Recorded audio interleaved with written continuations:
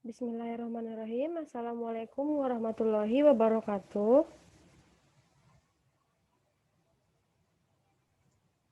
Waalaikumsalam.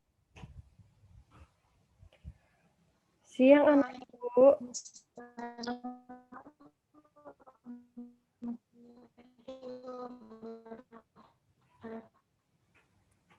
Siang anak ibu semua. Gimana kabarnya? Siang Bu, baik alhamdulillah. Oke, ini pertemuan pertama kita di kelas 3 ya. Gimana liburnya? Menyenangkan bukan? Selama 2 minggu ya, libur semester.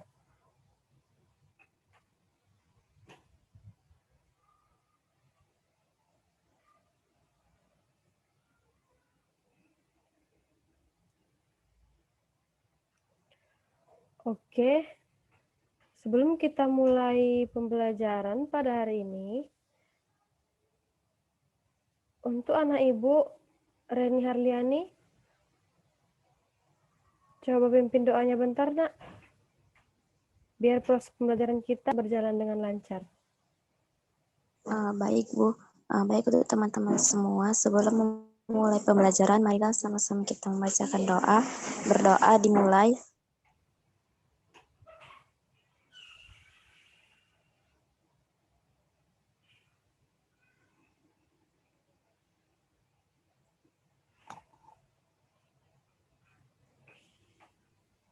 Berdoa selesai. Oke, baiklah. Untuk anak ibu Reni Harliani, jangan lupa nanti di absen ya, Nak. Nanti setelah selesai kita pertemuan pada hari ini, absennya dikasih sama ibu ya.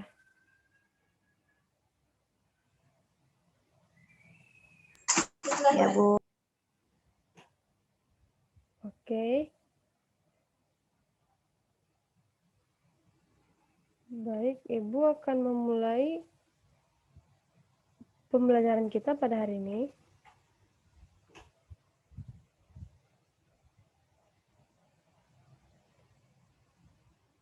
Nah, sudah kelihatan belum?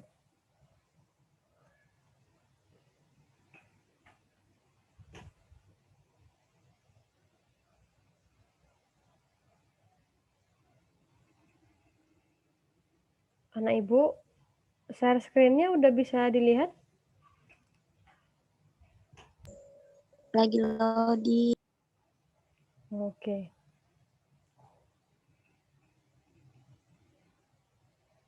Udah Bu. Oke, bentar ya.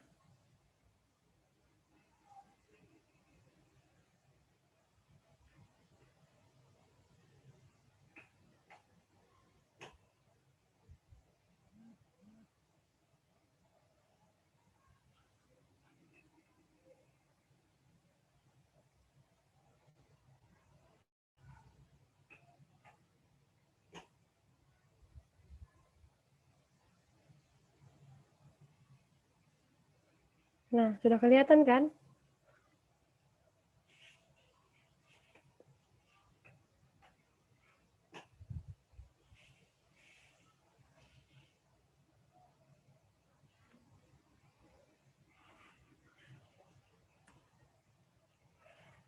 Nah, untuk materi kita pada hari ini yaitu pertemuan pertama kita tentang materi pertumbuhan dan perkembangan. Nah, yang dimana tujuan pembelajaran kita yang pertama itu kalian mampu menjelaskan dan membedakan definisi pertumbuhan dan perkembangan itu. Kemudian, kalian mampu memberikan contoh pertumbuhan dan perkembangan pada tumbuhan. Nah, di sini juga kalian harus mampu menjelaskan faktor-faktor yang mempengaruhi pertumbuhan dan perkembangan tumbuhan. Dan yang terakhir itu, kalian bisa melaksanakan percobaan mengenai pertumbuhan dan perkembangan pada tumbuhan itu sendiri. Di sini, yang pertama itu pertumbuhan dan perkembangan pada tumbuhan. Nah, Untuk pertemuan kali ini, Ibu hanya bisa menjelaskan tentang materi pertumbuhan saja ya. Untuk materi perkembangannya, mungkin kemungkinan minggu depan Ibu akan menjelaskan kembali. Karena waktu untuk pertemuan kita pada hari ini tidak mencukupi. Nah, yang di mana pada materi pertumbuhan itu, apa itu pertumbuhan? Sebelumnya sudah membaca buku kan anak-anak Ibu?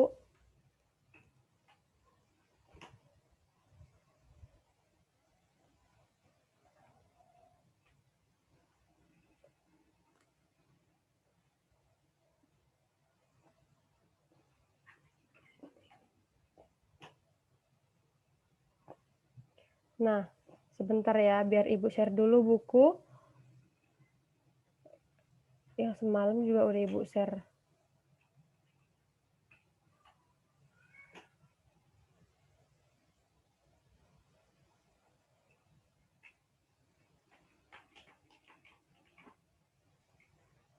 Sebentar ya.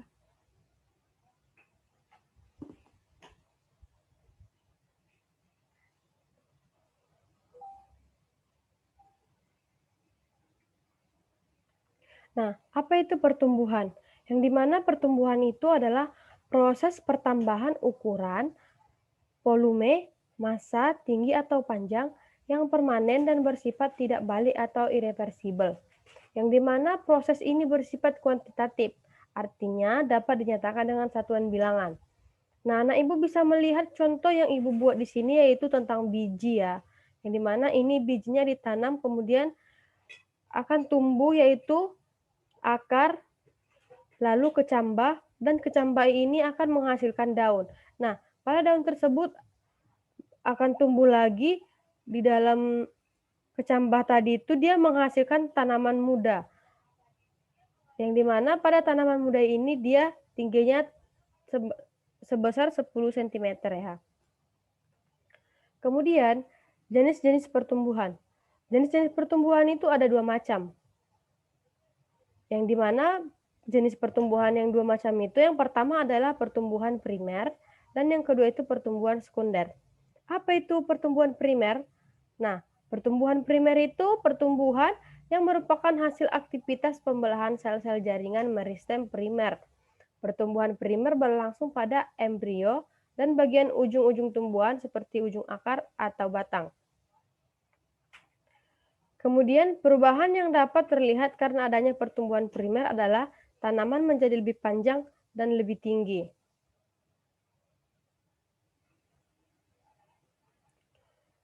Kemudian, jenis-jenis pertumbuhan yang kedua itu adalah pertumbuhan sekunder.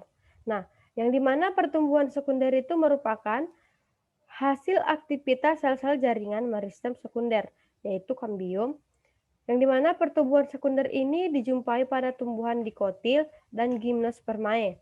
Akibat pertumbuhan sekunder, bagian-bagian batang tumbuhan akan membesar. Kemudian, fase atau tahapan pertumbuhan, yang dimana fase atau tahapan pertumbuhan itu terbagi menjadi dua macam, yaitu fase perkecambahan dan fase pertumbuhan dan perkembangan organ tumbuhan. Nah, yang dimana yang pertama perkecambahan itu merupakan permulaan pertumbuhan embrio di dalam biji. Perkecambahan ditandai dengan munculnya radikula menembus kulit biji tersebut yang diikuti munculnya plantula atau tanaman kecil dari tanaman biji. Nah, seperti gambar ini adalah struktur dari biji tersebut, yang dimana ini adalah biji utuh yang pertama, kemudian setelah ditanam, maka akan muncul plamula. Kemudian,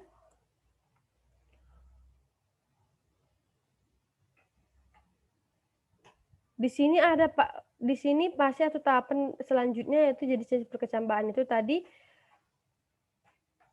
dibedakan menjadi dua tipe, yang dimana perkecambahan epigeal dan perkecambahan hipogeal. Nah, yang dimana perkecambahan epigeal ini yaitu perkecambahan yang terjadi karena pembentangan ruas batang di dalam daun lembaga atau hipokotil sehingga mengakibatkan daun lembaga dan kotiledon terangkat ke atas tanah.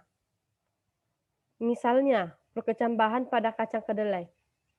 Anak ibu kenal kan apa itu kacang kedelai?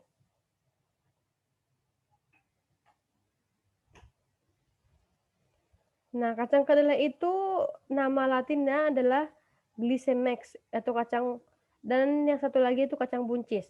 Mungkin kalau kacang buncis ini sering kita mendengar dan sering kita makan ya. Kemudian yang kedua itu fase hipogeal, yang dimana fase hipogeal ini perkecambahan hipogeal terjadi karena pembentangan ruas batang teratas atau epikotil, sehingga daun lembaga ikut tertarik ke atas tanah, tetapi kotiledon tetap di dalam tanah, misalnya perkecambahan pada biji jagung atau jemes. Nah, kemudian tadi pertumbuhan dan perkembangan yang kedua pada organ tumbuhan. Nah, yang dimana pertumbuhan dan perkembangan organ tumbuhan itu terjadi pada bagian meristem, yaitu di ujung akar dan ujung batang. Meristem menyediakan sel-sel baru yang akan tumbuh, memanjang dan berdiferensiasi, yang mana hal ini memungkinkan agar akar serta ujung batang menjadi bertambah panjang. Nah, pertumbuhan dan perkembangan akar yang dimana di sini bisa anak ibu melihat irisan membujur ujung akar muda menunjukkan adanya 4 daerah pertumbuhan yang batasnya tidak terlalu jelas kan, yaitu tudung akar, daerah pembelahan sel atau meristem, daerah pemanjangan sel, dan daerah diferensiasi sel atau pemaksaan. Kemudian anak ibu bisa melihat di sini gambar dari pertumbuhan akar yang ada ibu tunjukkan di PPT ya. Nah, kemudian fase selanjutnya yaitu tahapan pertumbuhannya yaitu pertumbuhan dan perkembangan pada batang. Nah, yang dimana pertumbuhan dan perkembangan batang meliputi pemanjangan dan diferensiasi. Pada tumbuhan dikotil terjadi pertumbuhan sekunder akibat aktivitas sel meristem pada kambium dan pertumbuhan primer akibat aktivitas sel meristem pada ujung batang. Kemudian, daerah pertumbuhan pada batang tersebut terletak di batang dengan pembagian daerah, yang pembagian daerahnya itu berbeda-beda. Untuk lebih jelasnya, anak ibu bisa melihat struktur penampangan membujur ujung batang pada gambar PPT yang ibu tunjukkan ya. Nah, kemudian faktor-faktor yang mempengaruhi pertumbuhan tersebut, yang dimana faktor-faktornya yang pertama itu faktor eksternal. Nah, faktor eksternal ini merupakan segala kondisi lingkungan di sekitar tumbuhan. Faktor luar dapat mempengaruhi pertumbuhan dan perkembangan pada tumbuhan, antara lain makanan atau nutrisi, suhu, kelembapan, oksigen, dan cahaya. Kemudian faktor dalamnya itu faktor internal, yang dimana pada faktor internal ini merupakan faktor yang berasal dari dalam tumbuhan. Faktor dalam dapat berupa faktor intraseluler atau gen dan faktor interseluler atau hormon.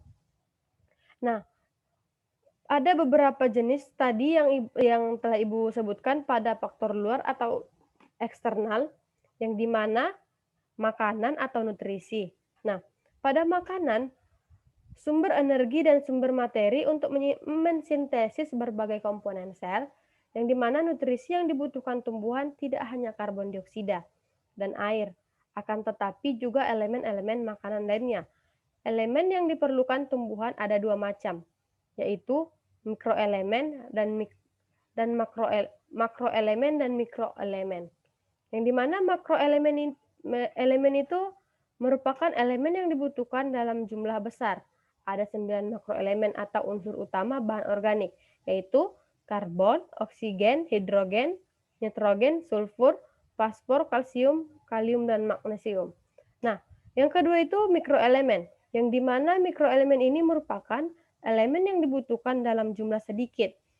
Yang dimana dalam mikroelemen ini ada beberapa jenis, yaitu zat besi, klor, tembaga, magnesium, seng, molibdenum, boron, dan nikel.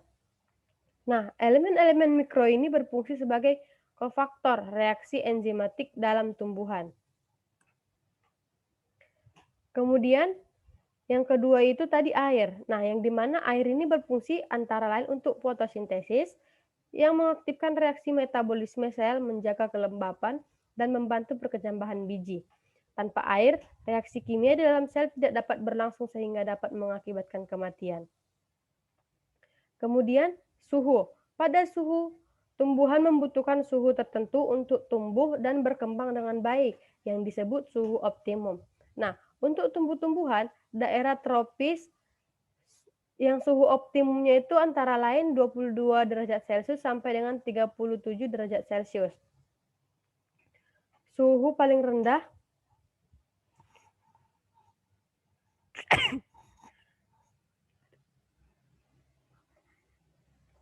yang dimana suhu paling rendah yang masih memungkinkan tumbuhan untuk tumbuh disebut suhu minimum. Nah, yang dimana di daerah tropis suhu minimum yaitu sekitar 10 derajat Celcius, sementara suhu paling tinggi yang masih memungkinkan tumbuhan untuk tumbuh disebut suhu maksimum. Kemudian, yang keempat itu tadi kelembapan, yang dimana kelembapan ini berpengaruh terhadap udara bervariasi terhadap berbagai jenis tumbuhan. Tanah dan udara lembab berpengaruh baik bagi tumbuhan, yang dimana kondisi lembab yang menyebabkan banyak air yang diserap tumbuhan dan lebih sedikit yang diluapkan, sehingga kondisi tersebut mendukung aktivitas pemanjangan sel-sel. Dengan demikian, sel-sel lebih cepat mencapai ukuran maksimum sehingga tumbuhan bertambah besar.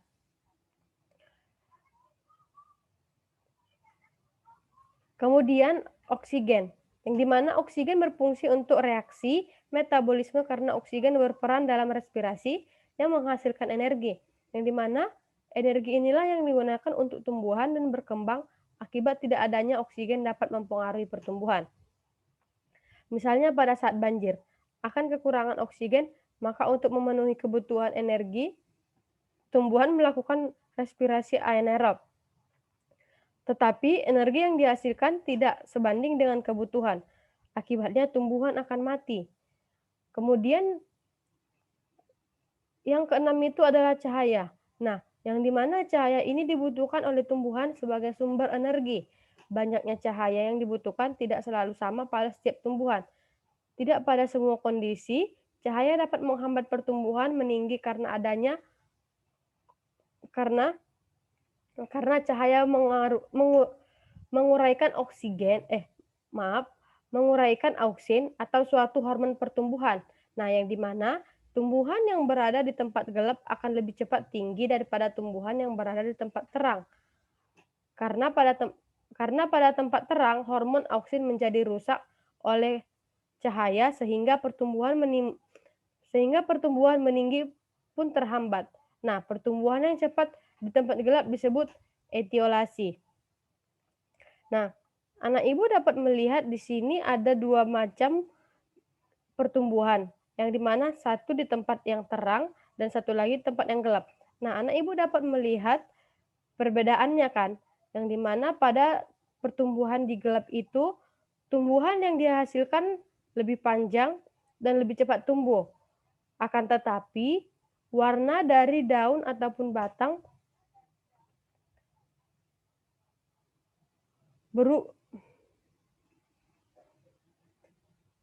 warna dari daun ataupun batang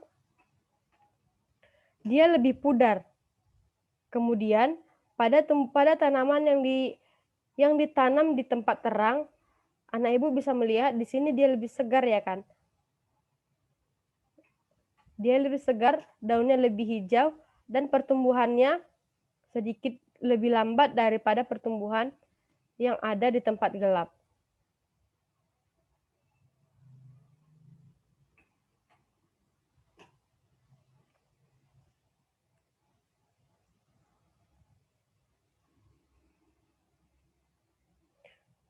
Nah, Mungkin cukup sekian dulu yang dapat Ibu paparkan materi kita pada hari ini. Di sini Ibu akan memberikan tugas LKS kepada kalian, karena kemungkinan waktu kita tidak dapat terkerjakan lagi. Untuk materi selanjutnya Ibu akan jelaskan minggu depan. Oke, anak Ibu, di sini.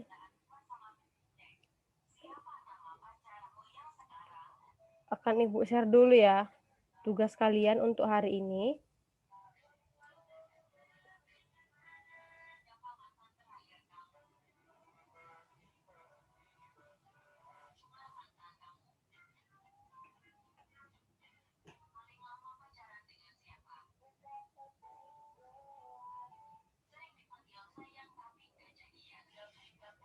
Nah, ini adalah tugas LKS untuk kalian kerjakan.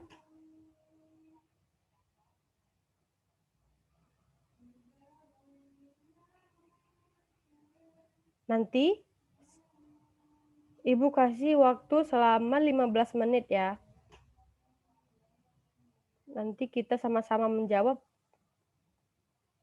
pertanyaan LKS yang sudah Ibu berikan. Udah.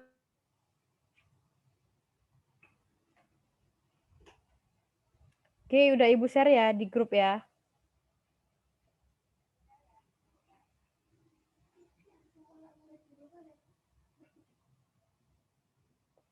Bagaimana anak Ibu? Sudah jelas tadi? LK-nya sudah bisa dibuka ya. Biar segera dikerjakan. Ibu kasih waktu selama 15 menit ya anak Ibu.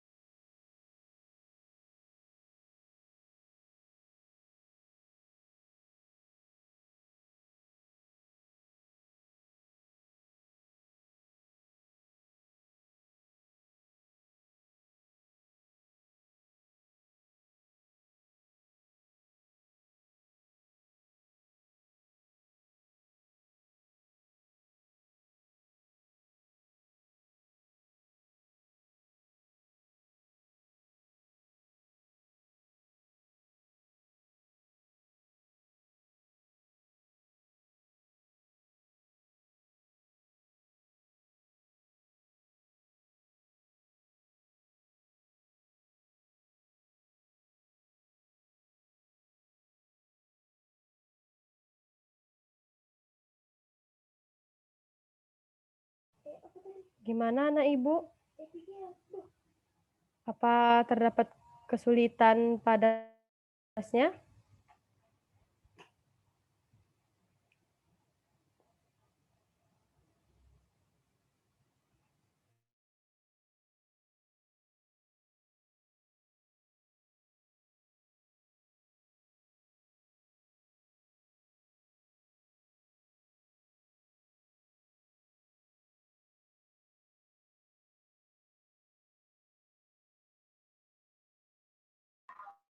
Bu, saya ingin bertanya boleh? Saya ingin bertanya, Bu. Nah, Ibu? Halo. Halo, iya? Kenapa, Lutfia? Ini Bu, yang nomor 2. Ini nggak ada gambarnya atau bagaimana, Bu? Saya kurang paham soal nomor 2, Bu. Yang nomor 2. Bentar ya. Iya. Yang nomor 2 itu, di sini kan ada ditunjukkan panah kan?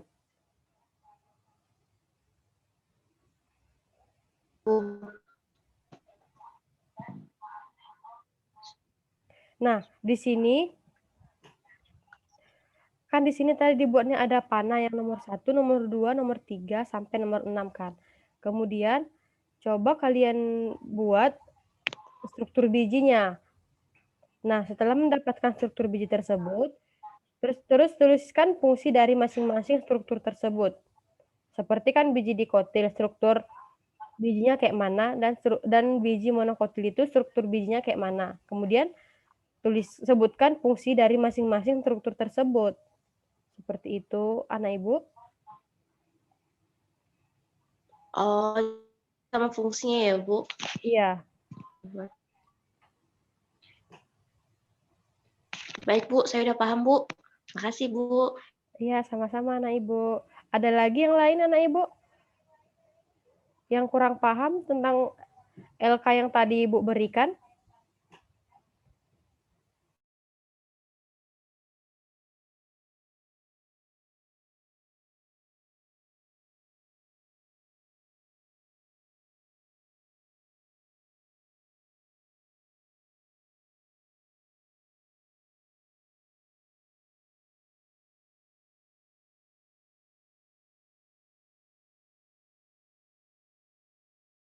Oke, waktunya tinggal 3 menit lagi ya. Biar cepat, segera kita selesaikan soalnya sebentar lagi kalian akan istirahat.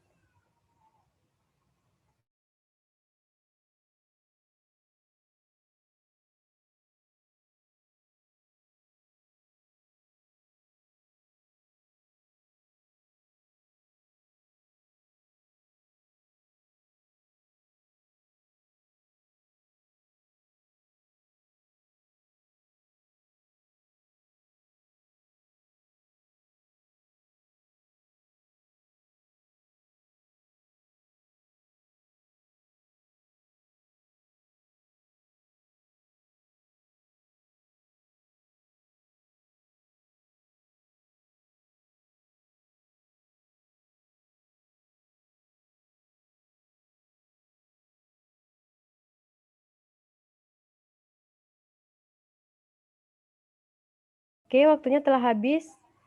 Baiklah, anak Ibu di sini, Ibu akan menunjuk atau siapa yang bersedia menjawab pertanyaan nomor 1 dulu.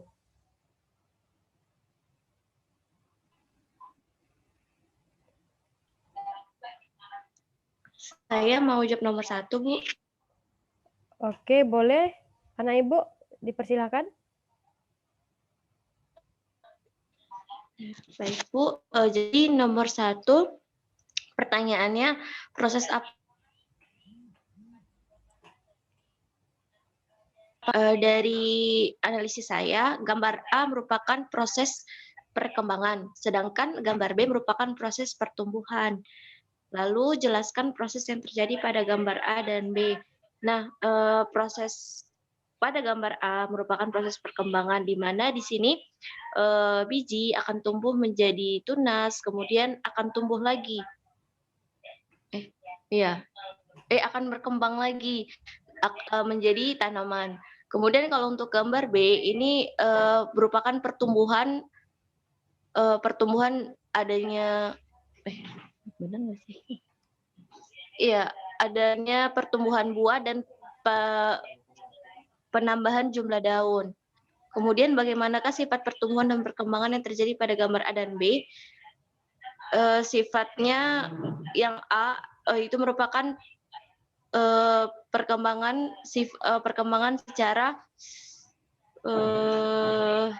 secara hipogeal, Bu. Kalau yang B saya kurang paham ini bagaimana sifat pertumbuhannya. Mungkin itu saja yang bisa saya jawab, Bu. Oke, beri aplaus dulu untuk Lutfia. Sangat bagus ya jawabannya. Terima kasih untuk anak Ibu Lutfia yang sudah memberikan dan memaparkan jawabannya. Di sini Ibu bisa nampak kalian sebelumnya sudah belajar tentang materi pertumbuhan dan perkembangan pada tanaman ini. Nah, untuk yang nomor 2, ada yang bisa jawab anak Ibu?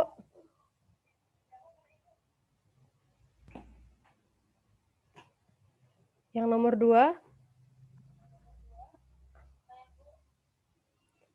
Iya, Fadila Hairani. Dipersilakan, Nak.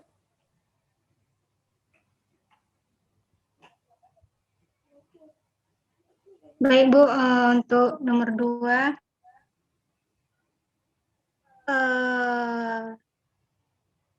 struktur biji dari biji dikotil dan monokotil. Untuk biji dikotil nomor 1 itu radikula. Itu fungsinya merupakan calon akar pada embrio yang terletak di ujung hipokotil.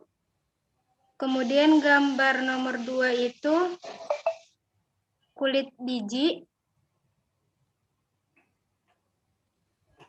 merupakan selaput tipis yang akan melindungi biji, fungsinya melindungi biji dari kerusakan fisik. Kemudian nomor 3 itu ada plumula.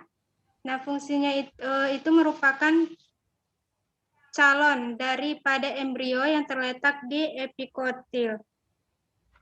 Kemudian nomor 5 itu ada porus embrio, itu merupakan calon tumbuhan baru. Kemudian ada nomor 6 kotiledon. Nah, itu merupakan biji yang paling besar yang berisi cadangan makanan dalam embrio. Untuk biji monokotil nomor 1 itu kotiledon.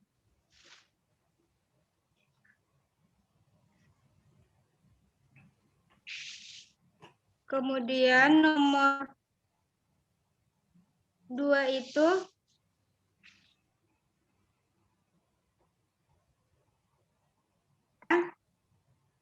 seludang. Nomor 4 jaringan buah. Nomor 5 kulit biji. Nomor 6 endosperma. Nomor 7 porus embrio. Nomor 8 radikula. Nah, untuk fungsinya, untuk plumula pada biji monokotil sama merupakan ujung atas embrio yang akan berkembang menjadi daun. Radikula merupakan ujung bawah embrio yang akan berkembang menjadi akar. Kemudian jaringan endosperma merupakan biji terbesar yang fungsinya sebagai cadangan makanan embrio. Itu aja, Bu, dari saya kembalikan ke Ibu. Oke, terima kasih banyak untuk Fadila Hairani, jawabannya sangat bagus ya. Dan untuk anak Ibu semua, bisa memahami jawaban dari teman kalian tadi, yaitu Fadila. Nah, untuk pertanyaan yang nomor 3, maaf sebelumnya Ibu salah ketik ya, yang nomor 3 jadi nomor 4. Nah, untuk pertanyaan yang nomor 3, anak Ibu, siapa yang bisa menjawab?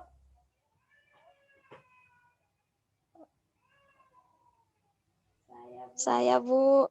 Oke, kepada anak Ibu Rija Hairia, dipersilakan, Nak.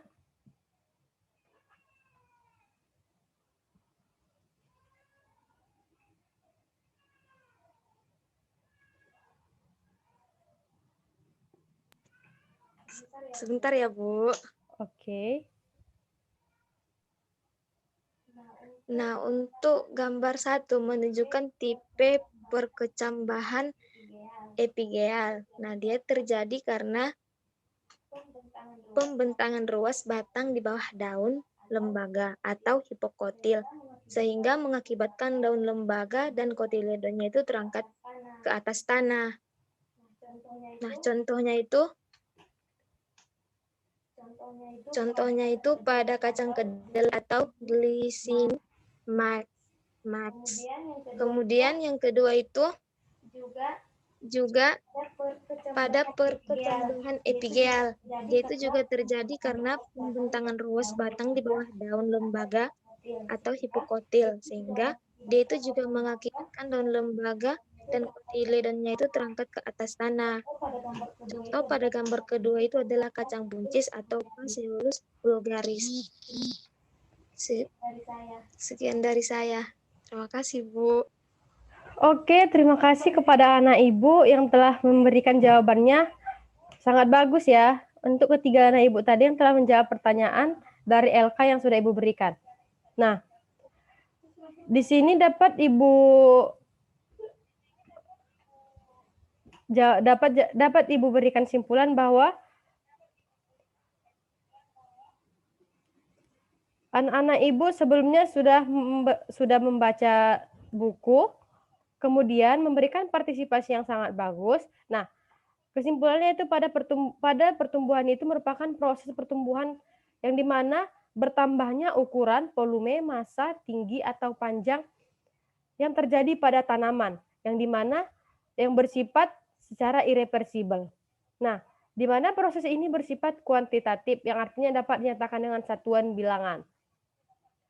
Oke, mungkin cukup sekian dulu yang dapat Ibu berikan pemaparannya ya, karena waktu kita sudah tidak banyak lagi.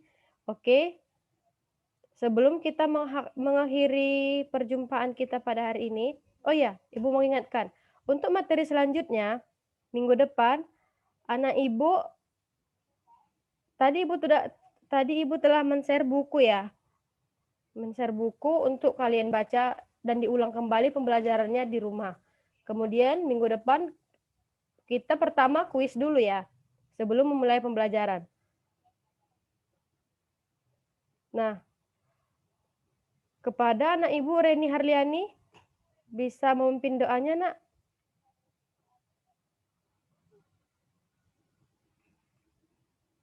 Baik, Bu.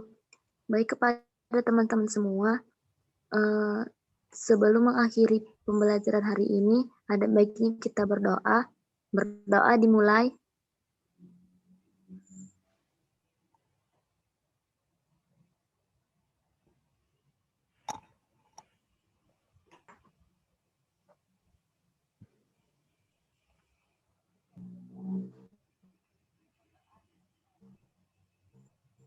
Oke, berdoa selesai.